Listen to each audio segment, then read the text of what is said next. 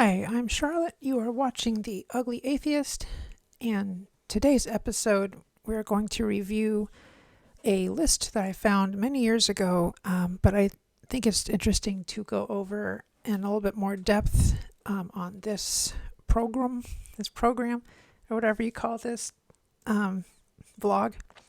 It's called, I'll put these up on the screen too, 15 Styles of Distorted Thinking. So there's a lot of these. I skimmed through these many years ago and kind of looked through them a few days ago as well. And as you can see on the screen, all of these seem like just normal human behaviors or types of thinking. So I'm kind of wondering why it's called distorted thinking. I mean, it's irrational at worst. I don't know if all of these traits that we're going to go over are part of normal human behavior to one degree or another. I'm sure all of these are on a spectrum of some kind, from benign to pathological. But I don't think there's anybody who doesn't have any of these. I think these can be found in everybody. Which raises the question, if these are traits that everybody has, then why refer to them as distorted? Like, it's hard for me to label something as an aberration or distorted if it's part of our natural behavior, or derived from instinct or anything or something. So there's 15 of these, but I think I'll break this list into sections, and then we can spread it over a couple different episodes, because there's probably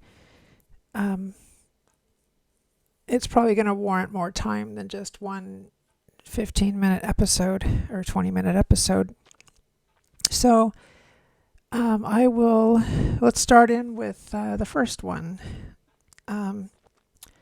It's called filtering, according to this list. And again, I don't know who compiled this list, so I don't know if it's a clinical psychologist or a psychiatrist. It's doubtful.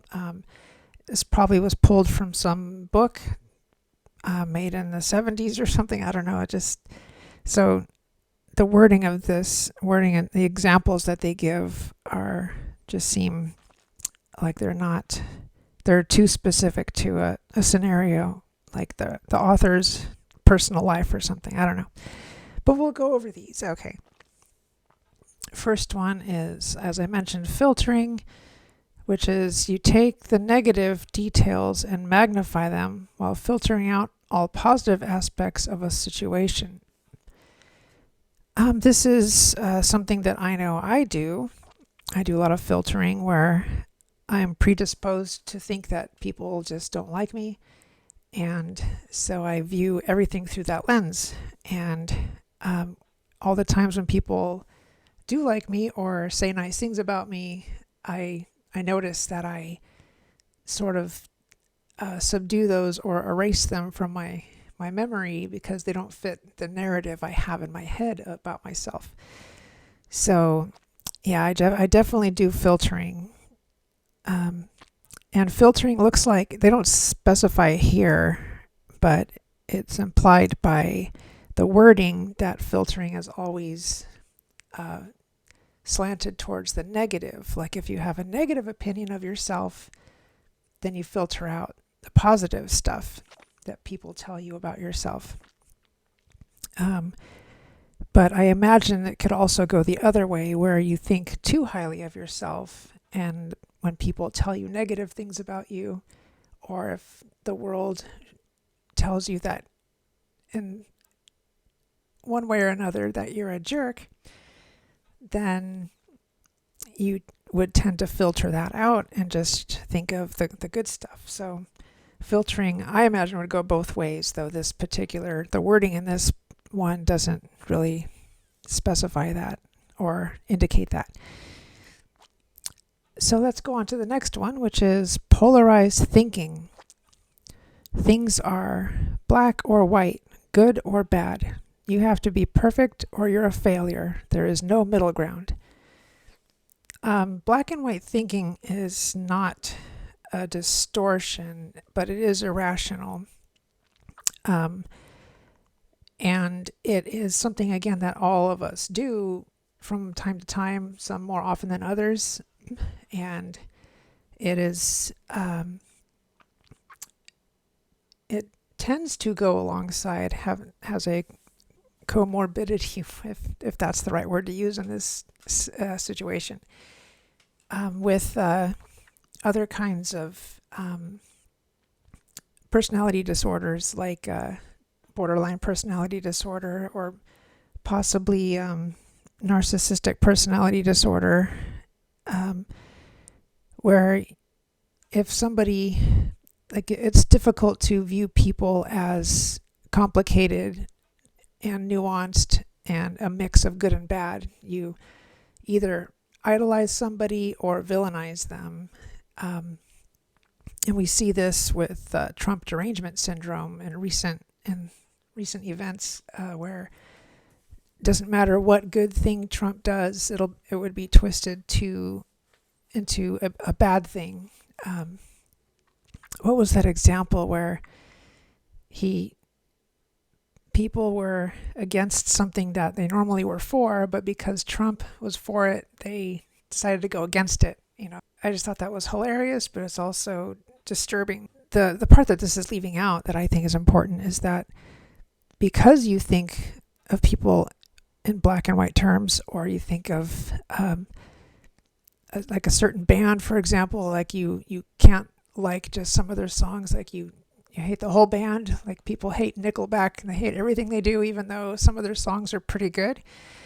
But the part that's important to realize is that this type of thinking leads to behavior. So you could mistreat somebody because they're on your bad list, or you treat somebody more fair than they deserve, or more kindly or more generously than they might deserve, because they're on your good list. So yeah, I think all of these styles of thinking sort of translate into behaviors, and that's where they become more problematic. Like if they stay in your head, that's fine, but the minute they start to leak out into your behavior and cause you to mistreat people, then yeah, that's when it becomes a problem. So now we have the next one on the list is overgeneralization. I guess overgeneralization is kind of like polarized thinking in a way. Well, I guess it's a little different, but it says you come to a general conclusion based on a single incident or piece of evidence. If something bad happens once, you expect it to happen over and over again. I think I have this too, where I think this happens because this is talking about a single incident. If that incident is severe enough or scary enough or dangerous enough or life-threatening enough, or if it's just impactful enough to where you don't ever want to reenact that scenario again, or come close to having the things that led up to that event align again. So you overgeneralize. I think it's like a safety mechanism where, to defend yourself and to protect yourself rather, you would just assume that the worst thing could happen. And when it's in the context of relationships, I know that can be unhealthy because you're not allowing for vulnerability or for connection with other humans, other people, because you have that fear after having been hurt in the past. So overgeneralization in that context is a protection mechanism, or a self-defense mechanism. But if you overgeneralize through it using, or in situations that are not that dire at all, like you see someone of a certain race behaving in a way that is antisocial, for example, and then you overgeneralize and think that everybody from that race probably behaves the same way, and you enter into interactions with these people with caution or with this preconceived notion that they're going to behave in a way that you don't approve of, or that is against the law or whatever. And that's a problem, of course. So the next one on the list is mind reading. It says, without saying so, you know what people are feeling and why they act the way they do. In particular, you are able to divine how people are feeling toward you. I think I do this one to a degree. Mind reading. I don't know. They use the word divine, like you're supernaturally figuring out what people are feeling toward you. But I wouldn't use that word per se. I would think that if you have enough experience dealing with people in general, and you kind of have an idea of how people basically behave in any given situation with some variation, but you can make pretty sort of accurate predictions as to what someone's going to do in a certain situation or how they're going to react to you based on what other people have acted towards you in the past. So I and plus there's the whole science of reading body language, which I guess is not really a science. I don't know. It's a body of knowledge of how people's body gestures and stances and eye movements and all of that can indicate can betray how they're truly feeling about a situation or about a person. But all of that, I think, comes into play when you are engaged in this particular thinking style called mind reading. But you're not really reading their mind. You're just picking up on social cues, and you're pulling from past experience, and your brain is sort of melding those together into a profile or a picture of what this person that you're about to engage with is probably going to do, or probably is thinking, or probably is feeling. So I don't know. I think that's something that comes naturally to all people. So it's hard to, again, view that as a distortion. Maybe when it gets to the point where you think that you're getting messages from God, like this says divining, as I mentioned. So if you think that God is telling you what a person is thinking or feeling, then maybe that's the distortion. But if you're just predicting what somebody might be thinking or feeling based on your past experience, I don't think that's pathological necessarily. But I think, if any of you, that one or two of you who watch my videos has any ideas or comments about these styles of distorted thinking, please comment below, because I think they're interesting. We'll go over one more, and then we will do the rest on next week's episode. So we'll do catastrophizing. Is that how you say it? You expect disaster. You notice or hear about a problem and start what ifs. What if tragedy strikes? What if it happens to you? I do this one too, and I think I get that from my mom, where my whole life growing up, she was always overly cautious and overly afraid of stuff, and I think that rubbed off on me, because when you see the adult in your life being afraid of something, then you're like, oh my gosh, what do they know that I don't know? Maybe this is a horribly scary situation. I was afraid to kind of go outside on my own, because I thought, I'm going to get kidnapped or something. So I always kind of stayed close to the home, didn't really venture out too much. So I think I still carry that kind of innate or deep-seated fear when I just navigate life as an adult. I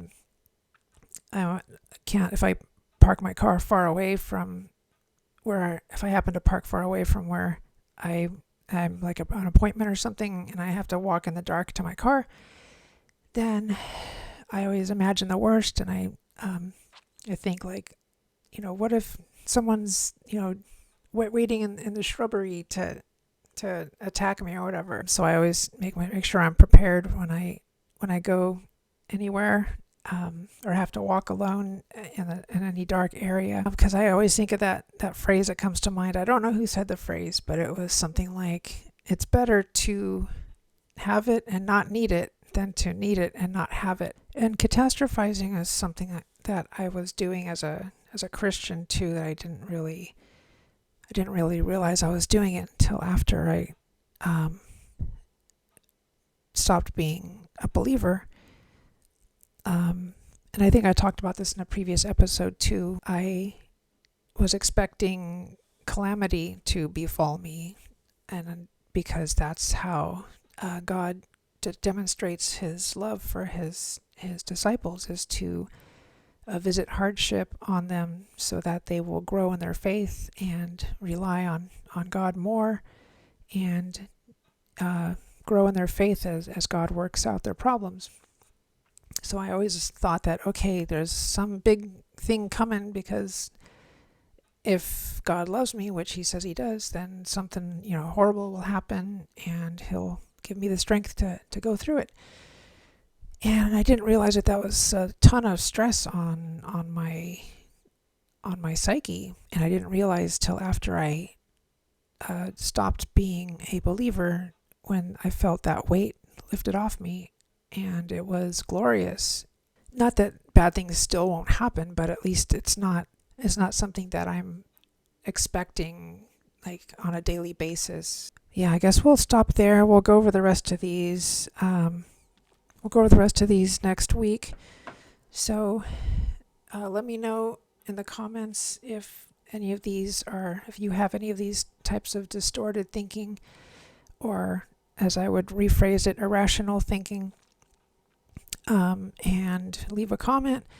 If you like this kind of content, please like and subscribe. And I'm Charlotte. You are watching The Ugly Atheist, and we will see you next week.